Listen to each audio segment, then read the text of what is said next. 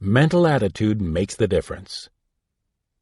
So it was mental attitude that motivated Jerry Hassan and the salesman under him to find satisfaction in their jobs.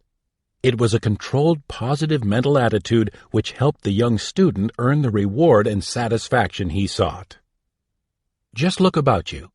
Notice those people who enjoy their work and those who don't. What's the difference between them? Happy, satisfied persons control their mental attitude. They take a positive view of their situation. They look for the good, and when something isn't so good, they look first to themselves to see if they can improve it. They try to learn more about their work so that they can become more proficient and make their work more satisfying to themselves and their employer. But those who are unhappy clutch their NMA tightly. Indeed, it is almost as if they want to be unhappy. They look for everything about which they can complain. The hours are too long, lunch hours are too short, the boss is too crabby, the company doesn't give enough holidays or the right kind of bonuses. Or maybe they even complain about irrelevant things, such as Susie wears the same dress every day, John the bookkeeper doesn't write legibly, and so on and so on. Anything, just so they can be unhappy. And they succeed very well, too. They are decidedly unhappy people, on the job and generally elsewhere, too.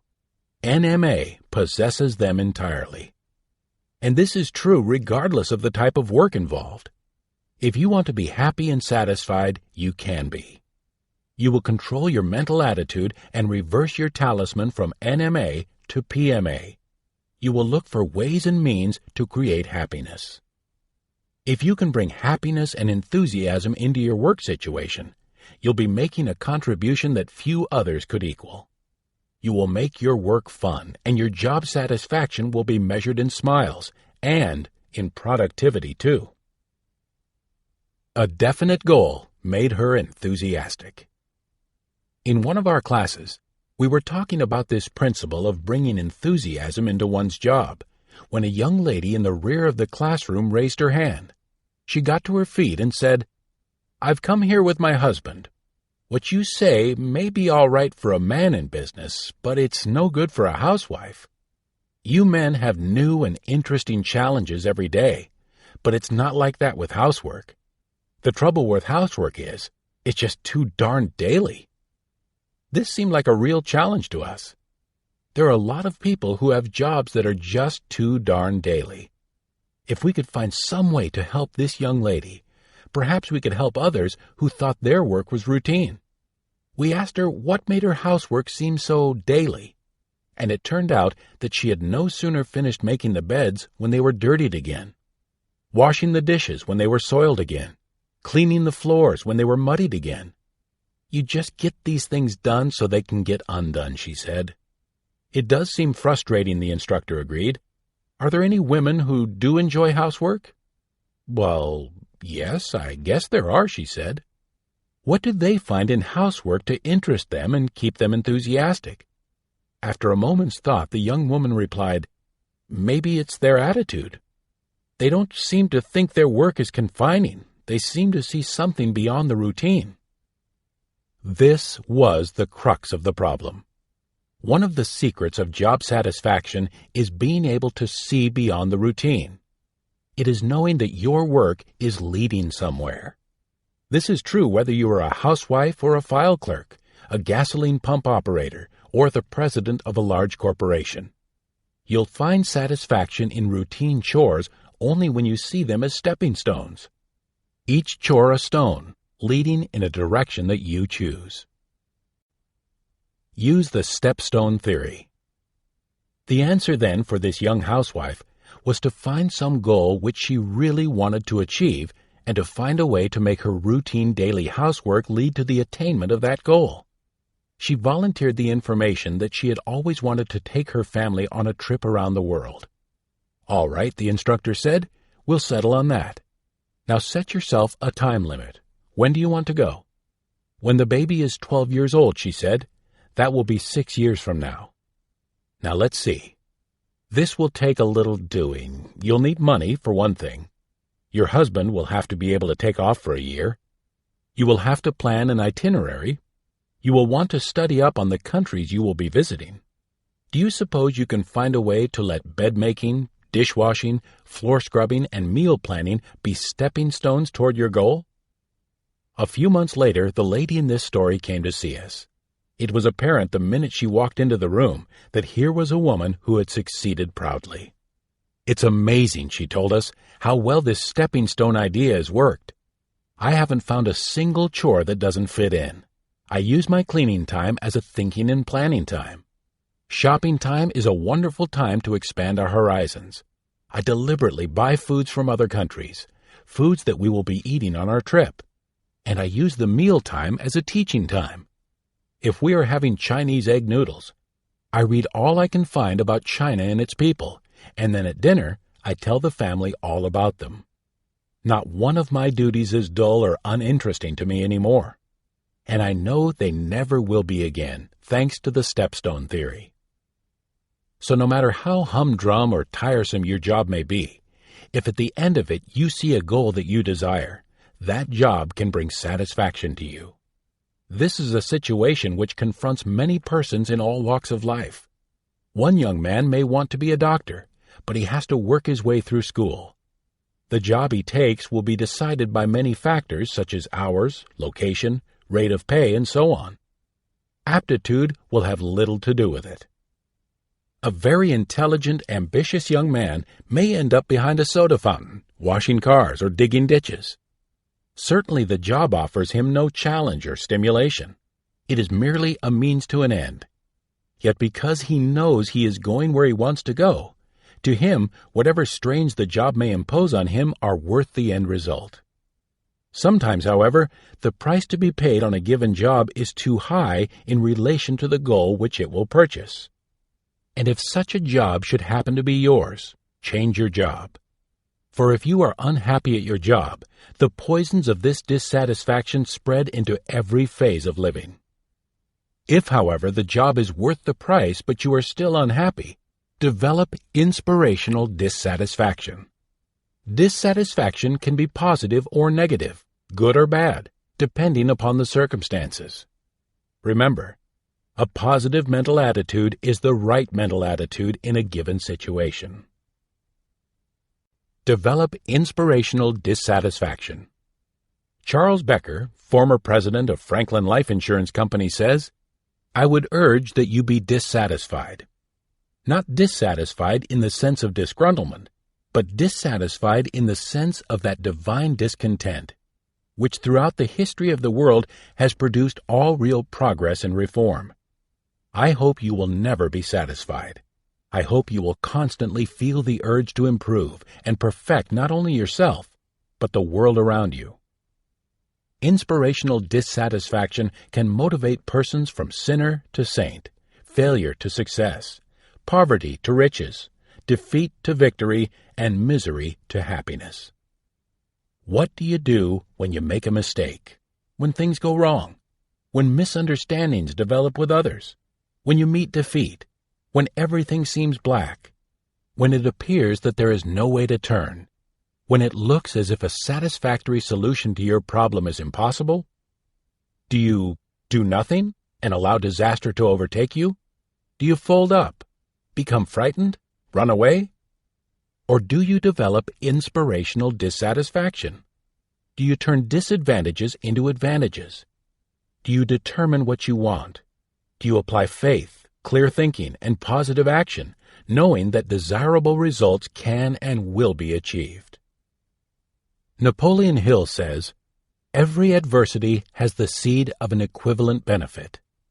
Isn't it true that in the past what seemed to be a great difficulty or an unfortunate experience has inspired you to success and happiness that might not otherwise have been achieved? Inspirational dissatisfaction can motivate you to succeed. Albert Einstein was dissatisfied because Newton's laws didn't answer all his questions. So he kept inquiring into nature and higher mathematics until he came up with the theory of relativity. And from that theory, the world has developed the method of breaking the atom, learned the secret of transmuting energy into matter and vice versa. and dared and succeeded to conquer space, and all sorts of amazing things we very likely would not have accomplished if Einstein had not developed inspirational dissatisfaction. Now, of course, we are not all Einsteins, and what results from our inspirational dissatisfaction may not change the world, but it can change our world, and we can move forward in the direction we want to go. Let us tell you what happened to Clarence Lancer when he became dissatisfied with his job. Was it worth it? Now, Clarence Lancer had been a streetcar conductor in Canton, Ohio for years, and one day he woke up in the morning and decided that he didn't like his job. It was too much the same. He was sick and tired of it. The more Clarence thought about the matter, the more dissatisfied he became, and he seemed to be unable to quit thinking about it. His dissatisfaction grew almost to an obsession. Clarence was mightily dissatisfied. But when you have worked for a company as long as Clarence had worked for his streetcar company, you don't just quit because you decide that you are unhappy. At least, not if you are interested in whether or not your bread will be buttered. Besides, Clarence had taken the PMA Science of Success course, and he had learned that one could be happy on any job if one wanted to. The thing to do was to adopt the right attitude. So Clarence decided to take a sensible view of the situation and see what he could do about it. How can I be happier on the job, he asked himself. And he came up with a very good answer indeed. He decided that he would be happier if he made others happy. Now, there were many people whom he could make happy, for he met many folks on his streetcar every day. He had always been able to make friends readily, so he thought, I'll use this trait to make each day a little brighter for every person who boards my car. Clarence's plan was wonderful, the customers thought. They enjoyed his little courtesies and cheerful greetings immensely, and they were happier, and so was Clarence, as the result of his cheerfulness and consideration. But his supervisor took the opposite attitude. So the supervisor called Clarence in and warned him to stop all this unwanted affability. But Clarence paid no attention to the warning. He was having a good time making others happy, and as far as he and the customers were concerned, he was making a terrific success of his job. Clarence was fired. So Clarence had a problem, and that was good. At least according to the PMA Science of Success course, it was good. Clarence decided that perhaps he had better visit Napoleon Hill, who was living in Canton at the time, and see how and why this problem was so good. He called Mr. Hill and arranged for an appointment the next afternoon. I've read Think and Grow Rich, Mr. Hill, and I've studied the PMA Science of Success, but somewhere I must have gotten off on the wrong track. And he told Napoleon Hill what had happened to him. Now what do I do, he concluded. Napoleon Hill smiled. Let's look at your problem, he said. You were dissatisfied with your work as it was. You did exactly right.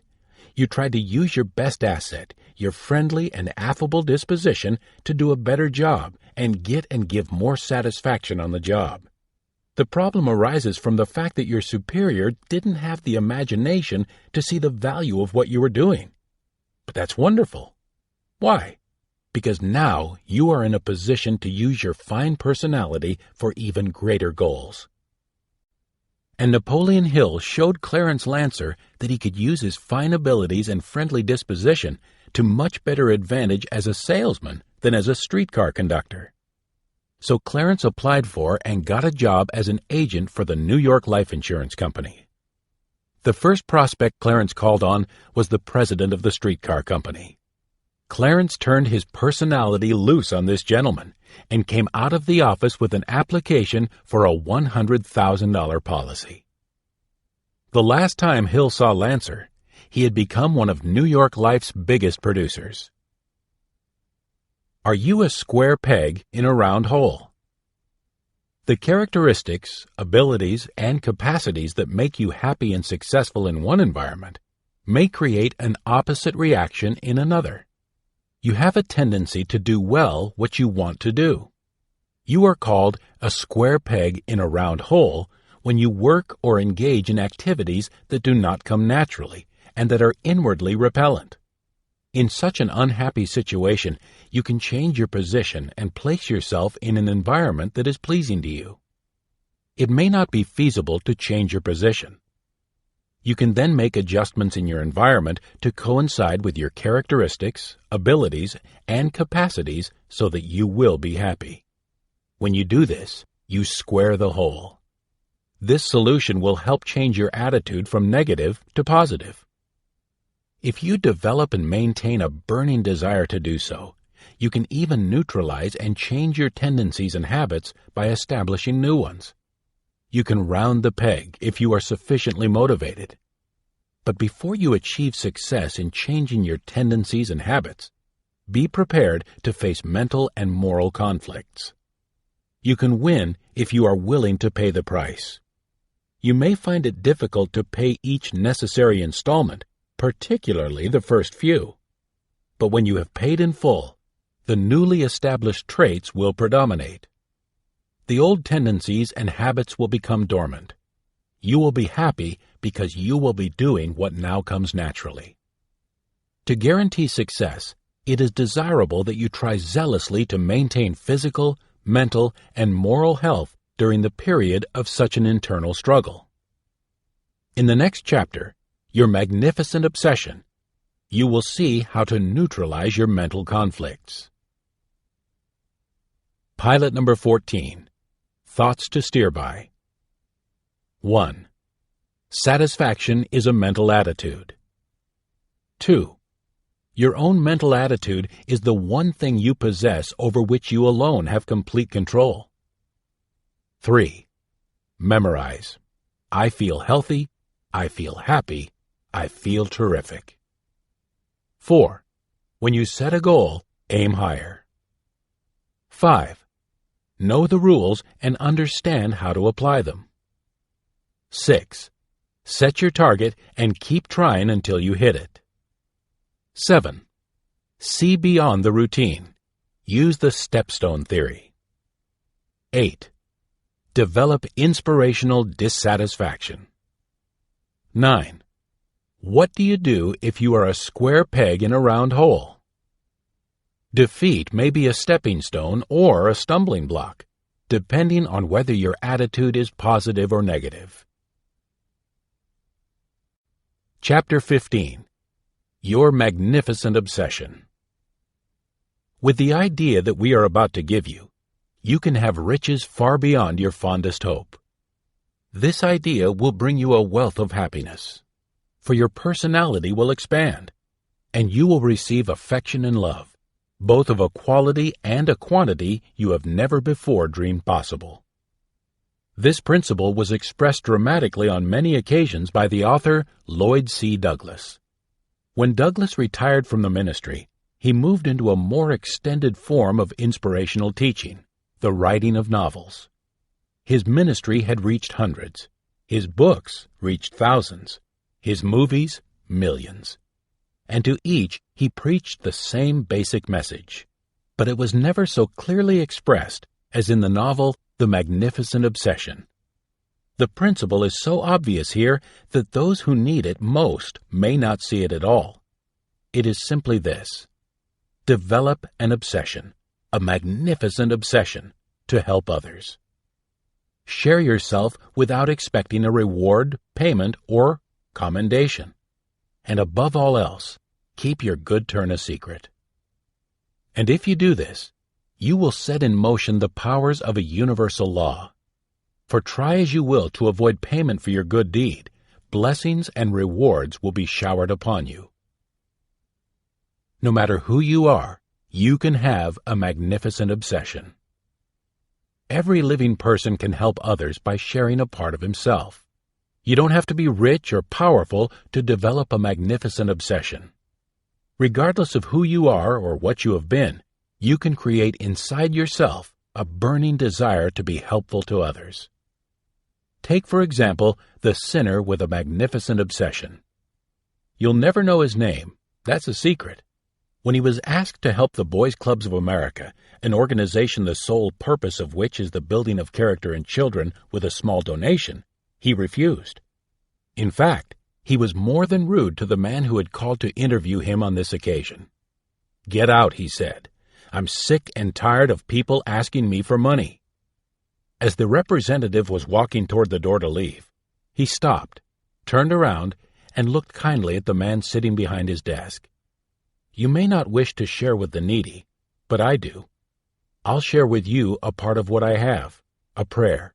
May God bless you." And then he turned swiftly and left. You see, with a flash of inspiration, the Boys Club representative had remembered, "Silver and gold have I none, but such as I have give I unto you." And a few days later, an interesting thing happened. The man who had said, "Get out," knocked on the door of the club representative's office and asked, "May I come in?" He brought with him a part of what he had to share, a check for $500,000. As he laid the check on the desk, he said, "I am giving this on one condition, that you never let anyone know that I did it." "Why not?" he was asked. "I don't want my name to represent to boys and girls that I am good. I'm not a saint, for I have been a sinner. And that is why you'll never know his name. Just he, the Boys Club representative, and the greatest giver of all, know the name of the sinner whose money was donated for the purpose of helping boys and girls avoid doing the wrong things he had done." Like the Boys Club representative, you may not have money, but you can share by giving a part of what you have. And like him, you can be a part of a great cause. And you too, when you give, can give generously. Your most preciously valued possessions and your greatest powers are often necessarily invisible and intangible. No one can take them. You and you alone can share them. The more you share, the more you will have. Now, if you doubt this, you can prove it to yourself by giving a smile to everyone you meet, a kind word, a pleasant response, appreciation with warmth from the heart, cheer, encouragement, hope, honor, credit, and applause, good thoughts, evidence of love for your fellow men, happiness, a prayer for the godless and the godly, and time for a worthy cause with eagerness. If you do experiment by giving any one of the above, you will also prove to yourself what we have found is one of the most difficult principles to teach those who need it most: how to cause desirable actions within yourself. Until you do learn, you will fail to realize that what is left with you when you share it with others will multiply and grow, and what you withhold from others will diminish and decrease. Therefore, share that which is good and desirable, and withhold that which is bad and undesirable. Be a part of a great cause. We know of a mother who lost her only child, a beautiful, happy teenage girl who brought laughter and inspiration to all who were fortunate enough to know her. In attempting to neutralize the grief of her loss, this mother developed a most magnificent obsession and became a part of a great cause. Today, she is among the many thousands of American women who are making this world a better world to live in. Because of the wonderful work she is doing and the beauty of her magnificent obsession, we wrote and asked her if she would be kind enough to share with us the inspiration which helped her develop her magnificent obsession. Her response was, "The searing agony of losing our beloved daughter is never far away in my mind. Conceived in love and nurtured with love, she held our entire future and all our hopes in every sense of the word. The Almighty took our only child from us at the age of 14 and a half. It is impossible to describe our loss. The bright promise of the future went dull, for the light of our lives had been snuffed out. Everything that we had lived to the full became empty. All that was sweet turned bitter." My husband and I reacted as does everyone. Our very existence was encompassed by the eternally unanswered question, why? My husband retired, we sold our home, and seeking an escape, did extensive traveling. Only when we came face to face with the harsh reality that we couldn't run away from our sadness and our memories did we return. Slowly, ever so slowly, we recognized that our loss was not exclusive. We had sought solace and found none, for our motives were self-centered. It took months for my mind to begin to accept the fact that all the joys of children and good health and security are blessings the Almighty loans to each of us. These infinite mercies, which we finite persons presume to take for granted, should each be cherished for their true meaning and great and irreplaceable value. How could I earn the right to keep my other blessings? How could I show my appreciation and thanks to heaven for allowing me my husband's love, for living in this great nation of ours, for my friends and my 5 unimpaired senses, for all the good things that surrounded me? Now my efforts to find myself began to move in the right direction. Although bereft of my dearest possession, the Almighty had given me in recompense an empathy with people and a clearer understanding of the problems besetting each of us. Proportionately, my own understanding in relation to adjusting to my loss grew apace as my service in helping others increased. I sought to find the niche in social work that would ultimately give me the opportunity to leave my small heritage for humanity in lieu of my beloved daughter, and found the answer in City of Hope. Now, as surely as time passes, my peace of mind, call it a magnificent obsession if you will, gains in stature.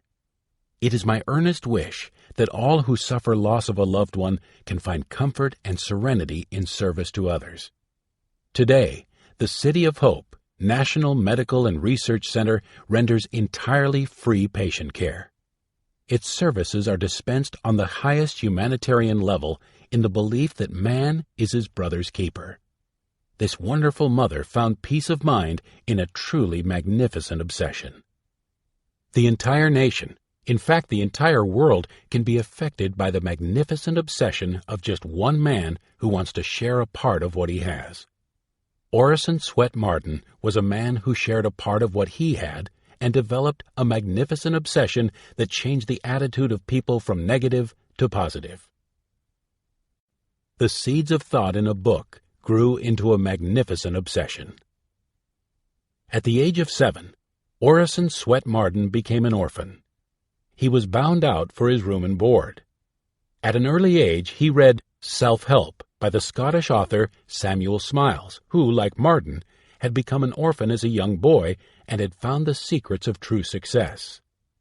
The seeds of thought in Self-Help created a burning desire in Marden, which grew into his magnificent obsession and made his world a better world in which to live. During the boom that preceded the Panic of 1893, Marden owned and operated 4 hotels. Since their operation was entrusted to others, he was devoting much of his time to writing a book. Actually, he was fulfilling a desire to write a book that would motivate American youth as Self-Help had motivated him. He was working diligently on his inspirational manuscript when an ironical twist of fate struck him and tested his mettle. Marden entitled his work Pushing to the Front, and he took as his motto, "Let every occasion be a great occasion, for you cannot tell when fate may be taking your measure for a larger place." And at that very instant, fate was taking his measure for a larger place. The misfortune that struck him would have ruined many a man. What happened? The Panic of 1893 struck. 2 of the Marden hotels burned to the ground. His manuscript, nearly completed, was destroyed. His tangible wealth went down the drain, wiped out. But Marden had a positive mental attitude. He looked about him to see what had happened to the nation and himself. His first conclusion was that the panic was brought on by fear. Fear of the value of the American dollar. Fear caused by the failure of a few large corporations. Fear of stock values and fear of industrial unrest. Those fears caused the stock market to crash. 567 banks and loan and trust companies, as well as 156 railway companies, failed. Strikes were prevalent. Unemployment affected millions of persons. Because of drought and heat, farmers experienced crop failures. Marden looked about him at the shambles in material things and human lives. He saw the great need for someone or something to inspire the nation and its people. Offers came to him to manage other hotels. He turned them down. A desire had caught hold of him. a magnificent obsession, and he combined it with PMA. He set to work on a new book. His new motto, a self-motivator: every occasion is a great occasion. If ever there was a time when America needed the help of a positive mental attitude, it is now, he told friends. He worked over a livery stable and lived on $1.50 each week. He worked almost unceasingly, day and night. He completed the first edition of Pushing to the Front in 1893. The book received immediate acceptance. It was used extensively in the public schools as a textbook and as a supplementary reader. Business houses circulated it among their employees. Distinguished educators, statesmen, and members of the clergy, merchants, and sales managers commended it as a most powerful motivator to a positive mental attitude. And in time, it was printed in 25 different languages. Millions of copies were sold. Martin, like the authors of Success Through a Positive Mental Attitude, believed that character is the cornerstone in building and maintaining success. He believed the highest and best achievements are noble manhood and womanhood, and that the achievement of true integrity and well-rounded character is in itself success. He taught the secrets of financial and business success, but he also entered a perpetual protest against dollar-chasing and overreaching greed. He taught there is something infinitely better than making a living. It is making a noble life. Martin showed how some men may make millions and still be utter failures. Those who sacrifice their families, reputation, health, everything for dollars are failures in life, regardless of how much money they may accumulate. He also taught that one may succeed without becoming a president or a millionaire. Perhaps one of the greatest achievements of Martin's magnificent obsession was the awakening of men and women to the realization that they could experience success if they would only employ the virtues they would like their children to have. Perhaps fully as rewarding to Martin, Pushing to the Front was instrumental in changing the attitude of an entire nation from negative to positive, and that influence was felt throughout the world.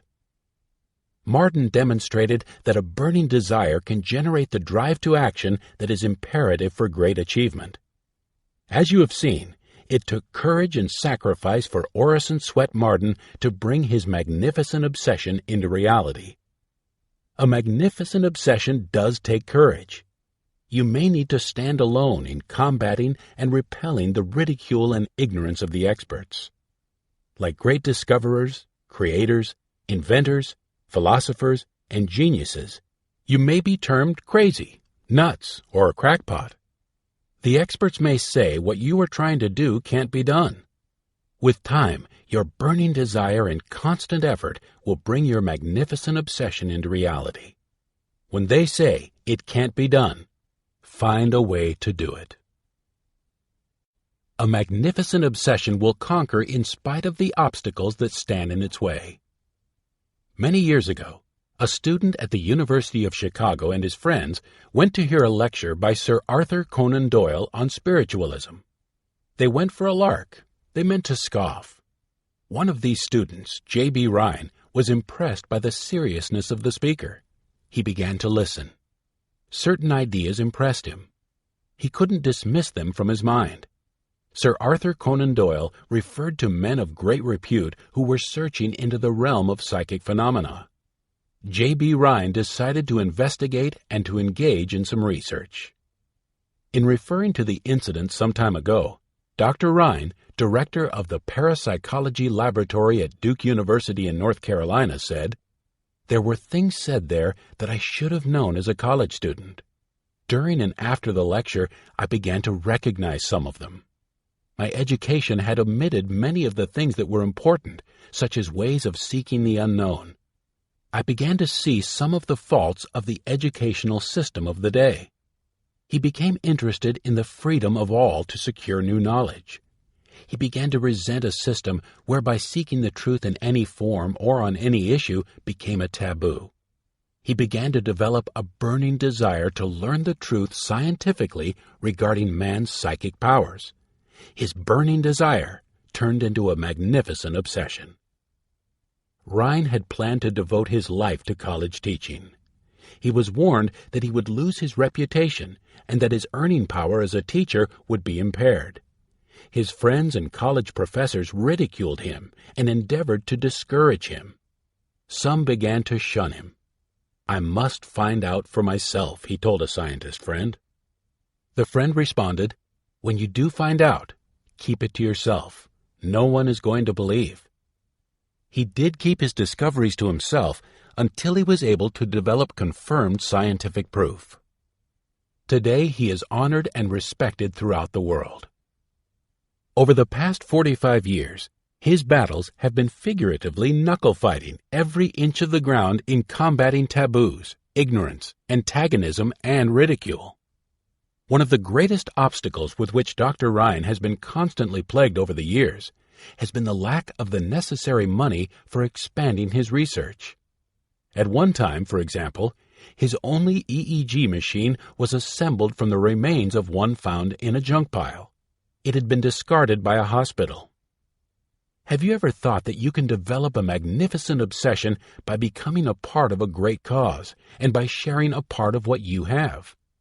If you have, you already realize that there are many college and university professors today whose magnificent obsessions are to seek the truth in various fields, so that all mankind may be benefited by their discoveries.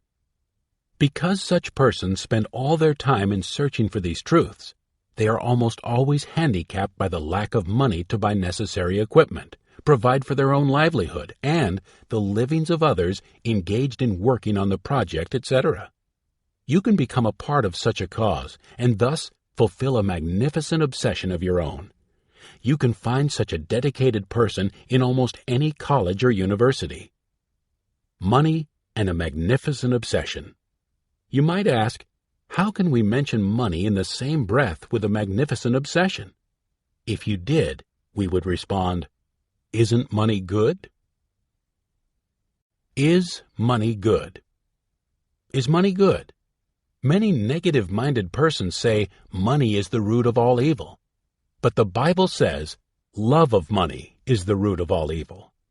And there is a big difference between the two, even though one little word makes the difference. It has been amazing to the authors to observe negative-minded persons react unfavorably to Think and Grow Rich and its contents. For these negative-minded persons might earn in a single year more than they now earn in a lifetime by changing their attitude from negative to positive. To do this, it would be necessary to clear the cobwebs from their thinking regarding money. In our society, money is the medium of exchange. Money is power. Like all power, money can be used for good or for evil. Think and Grow Rich has motivated many thousands of its readers to acquire great wealth through PMA. They have been inspired in Think and Grow Rich by the biographies of such men as Henry Ford, William Wrigley, Henry L. Doherty, John D. Rockefeller, Thomas Alva Edison, Edward A. Filene, Julius Rosenwald, Edward J. Bach, and Andrew Carnegie. Now the men whose names you have just heard established foundations which even to this day have in the aggregate in excess of $1 billion. Money set aside exclusively for charitable, religious, and educational purposes. Today, expenditures and grants from these foundations total in excess of $200 million in a single year. Is money good? We know it is. The magnificent obsessions of these men will live in perpetuity. And the story of the life of Andrew Carnegie will convince the listener that Carnegie shared with others a part of what he had: money, philosophy, and something more. In fact, Success Through a Positive Mental Attitude would not have been written if it were not for Andrew Carnegie. That is why this book is dedicated to him and to you. Let's talk about him and you. Let's learn from his philosophy. Let's see how we can apply it in our lives. A simple philosophy grew into a magnificent obsession.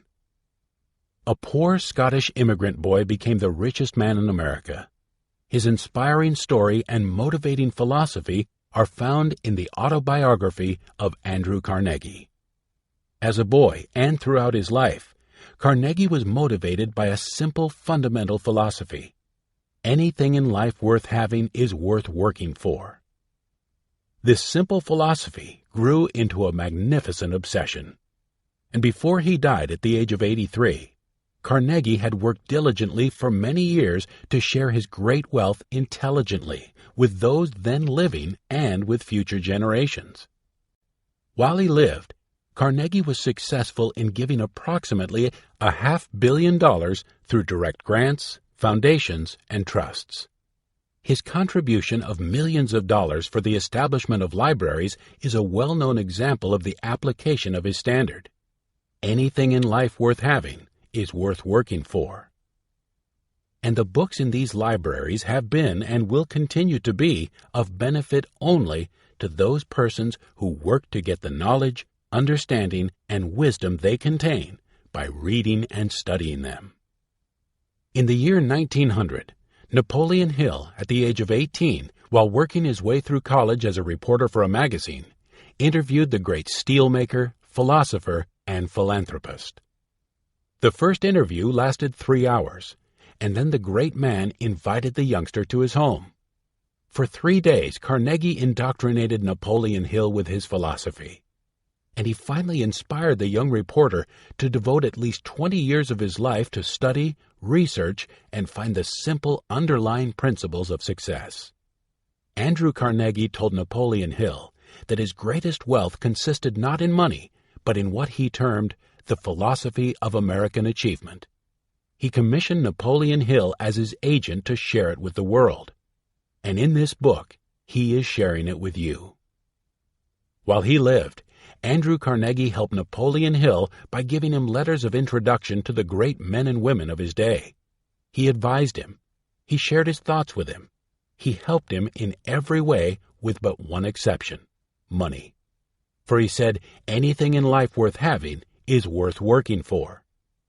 Now he knew that this self-motivator, when applied, would attract happiness and physical, mental, and spiritual health as well as wealth.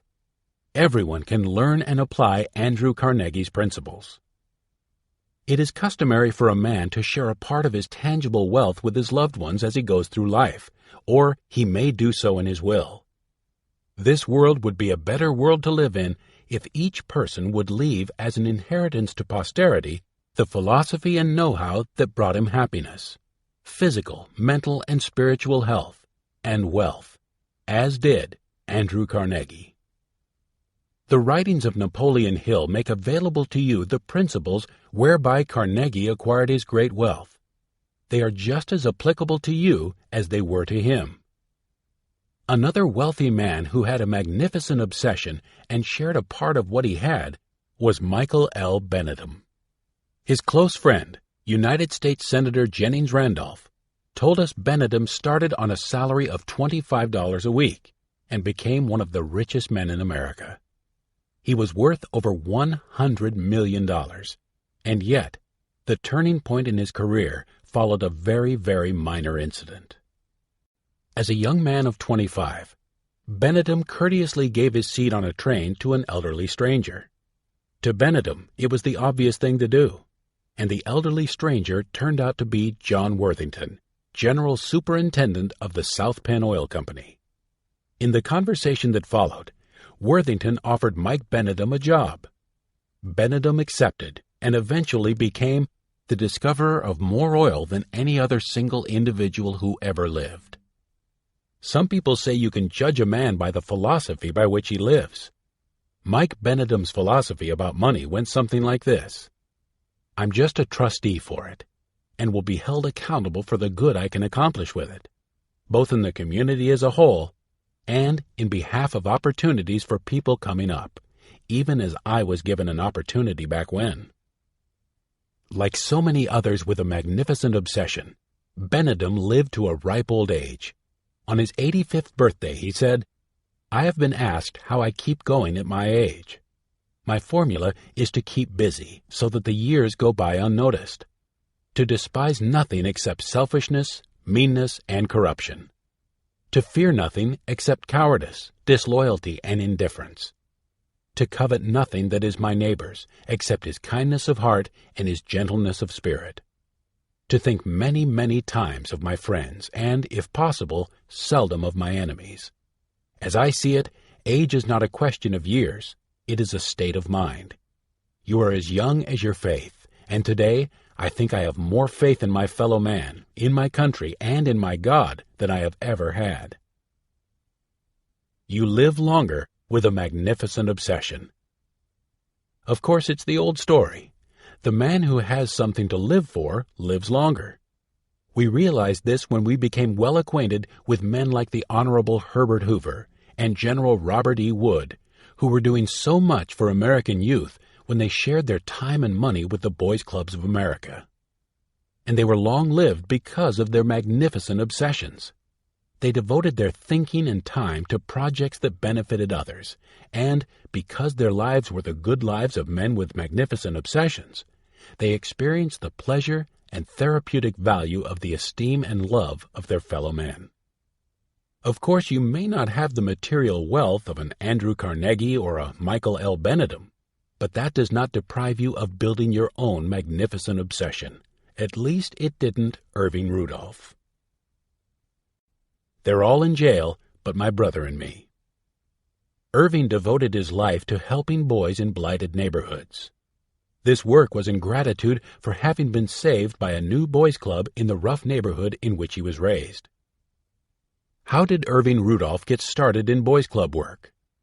He lived in a poor neighborhood, North Avenue and Halsted Street in Chicago. He traveled with a tough crowd. There was plenty of trouble, plenty of things for boys to get into that they shouldn't, and not much to occupy their time to keep them out of trouble. One day, a boys' club was started in an abandoned church in the neighborhood. My brother and I were the only two fellows in our gang who visited the club, Irving explained. They're all in jail but my brother and me. If it hadn't been for the Lincoln Unit Boys Club, we'd be there too. Irving was grateful for what the boys' club did for him and his brother, and he devoted his life to helping boys in blighted neighborhoods. Through his enthusiasm and zeal, large donations were received to support the Chicago Boys' Clubs. Through him, men and women of influence were attracted to this cause. I feel that my work is only a token payment of my gratitude to a higher power for bringing me and my brother under this influence, Irving explained. Then he added, just visit a boys' club. See for yourself the good work that is being done.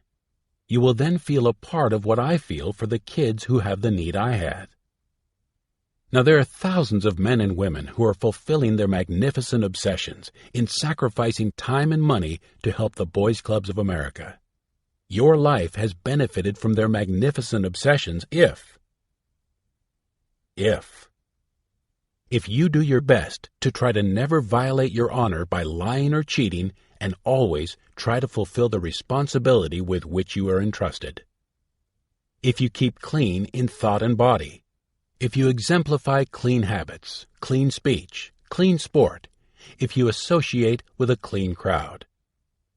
If you stand up for the rights of others against the undesirable influence and coaxing of friends and threats of enemies. If defeat inspires you to try to succeed. If you have the courage to face danger in spite of fear. If you work faithfully and make the best of your opportunities. If you don't wantonly destroy property. If you save money so that you can pay your own way in this world and yet be generous to those in need and give financial help and time to worthy causes. If you do a good turn each day without expecting compensation. If you are a friend to all and a brother to every living man, woman, and child, regardless of race, color, or creed. If you are prepared to learn to know dangers, to avoid negligence, and to know the remedies necessary to help injured persons and save human lives, to share the duties and responsibilities in your home and place of business. If you are polite to all, especially to the weak, helpless, and unfortunate. If you will not kill or hurt any living creature needlessly, but strive to protect all living animals. If you smile when you can, do your work promptly and cheerfully, and if you never shirk or grumble at responsibilities or hardships. If you are loyal to all to whom loyalty is due, to the members of your family, the firm for which you work, and your country. If you respect duly constituted authorities and obey that which does not violate your moral code. If you do your best to do your duty to God and your country, to help other people at all times, to keep yourself physically strong, mentally awake, and morally straight, then you live and act in response to the imprint in your subconscious mind of the oath and law of the Boy Scouts of America. What kind of a person would you be if you lived up to these standards? America is great because its people live by a great philosophy. It can be symbolized in the phrase, the great American heart. Henry J. Kaiser was another with a magnificent obsession. He did so much to make his world a better world to live in. A quotation that hung on the wall of a blacksmith shop in England inspired him as it may also inspire you. It is, "What? Giving again?" I ask in dismay. "And must I keep giving and giving away?" "Oh no," said the angel, looking me through. "Just keep giving till the master stops giving to you." In listening up to this point, you started where the road to achievement began. You were awakened by 5 mental bombshells for attacking success, and you have been given the key to the citadel of wealth. Now, get ready to succeed. That is the purpose of the following chapters. Pilot number 15. Thoughts to steer by. 1. To develop a magnificent obsession, share yourself with others without expecting a reward, payment, or commendation. Keep your good turns a secret. 2. Regardless of who you are or what you have been, you can create inside yourself a burning desire to be helpful to others. You can develop your own magnificent obsession if you have PMA. 3. When you share with others a part of what you have, that which remains will multiply and grow. The more you share, the more you will have. Therefore, share that which is good and desirable, and withhold that which is bad and undesirable. 4. You can develop your own magnificent obsession by becoming a part of a good cause, as did the mother who lost her only child. 5. Character is the cornerstone in building and maintaining success. But how can you improve your own character? Success through a positive mental attitude will help you find the right answers. 6. There is something infinitely better than making a living. It is making a noble life. Do you believe this? If you do, what will you do about it? 7. A burning desire can generate the drive to action that is imperative to great achievement. To develop a burning desire to achieve a specific goal, daily keep the goal before you and strive to achieve it. 8. It takes courage and sacrifice to develop and maintain a magnificent obsession. You may need to stand alone against the ridicule and ignorance of others, as did Dr. Joseph Banks Rhine. 9. Some people say money is the root of all evil, but the Bible says love of money is the root of all evil. The good or evil of money is contingent on a little difference. That little difference is whether your attitude is positive or negative. 10.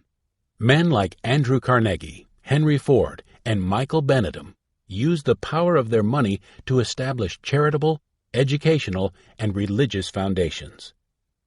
The good that has been done by the magnificent obsessions of such men will live in perpetuity. 11. Anything in life worth having is worth working for. 12. When you are asked to give money or time to a worthy cause, repeat to yourself, "What? Giving again?" I ask in dismay. "And must I keep giving and giving away?" "Oh no," said the angel, looking me through. "Just keep giving till the master stops giving to you." That which you share with others will multiply, and that which you withhold will diminish. Part 4. Get ready to succeed. Chapter 16. How to raise your energy level. How is your energy level today? Did you wake up eager to face the tasks ahead? Did you push your chair back from the breakfast table with the feeling that you were raring to go? And did you plunge into your work with enthusiasm? You didn't? Perhaps for some time now, you just haven't had the vim and vigor you think you should have. Perhaps you feel tired before the day begins and drag through your work without joy. If so, let's do something about it. Vernon Wolf, track coach, is an expert who can show us what to do. He is one of the outstanding coaches in the country. Under his tutelage, several high school students have broken national prep school records. How does he train these stars? Wolf has a double prescription. He teaches them to condition both their minds and their bodies simultaneously. If you believe you can do it, says Vernon Wolf, most of the time you can. It's mind over matter. You have two types of energy. One is physical, the other is mental and spiritual. The latter is by far the more important, for from your subconscious mind, you can draw vast power and strength in time of need. Think, for example, of the great feats of strength and endurance you've read about people performing while under the stress of intense emotion. There is an automobile accident, and a husband is pinned under the overturned car. In her moment of fear and determination, his tiny and frail wife manages to raise the car enough to free him.